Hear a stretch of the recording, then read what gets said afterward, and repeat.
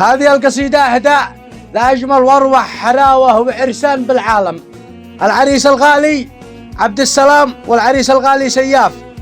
قال حني أمانة يا هجوسي حني أمانة يا هجوسي حني، اليوم عرس أجمل وأروع عرسان، سيف وعبده بان زف هني، أهل المراجل والأخاء والإحسان.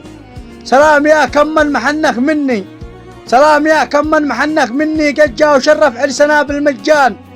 مرحب بكم يا كل شاجع سني، ما غردت كل الطيور في الوديان. كل يكيف بالعرس ويغني، يرقص على الطاسة وصوت الفنان، يفرح يأنس لا يصدق جني، يرتاح من بحر الهموم والأحزان. يا محسنه عبده وسيف شني، بالله عليهم يا الورود والريحان، جينا نهنيهم بعطلك فني، مليون مبروك يا الرجال الشجعان. في مثلكم يا أصحابنا ما يحني، راسه الكم من نذل عايش فلتان، الله يديم افراحكم بالمثني، ونشوف نسل اولادكم والبنيان، ونشوف نسل اولادكم والبنيان. والف الف الف الف تريليون مليون مبروك بمناسبة دخولكم القفص الذهبي، والعقبة ان شاء الله للمزوجين لهم مشتوي ثنو وكل العزبان. تحياتي للجميع.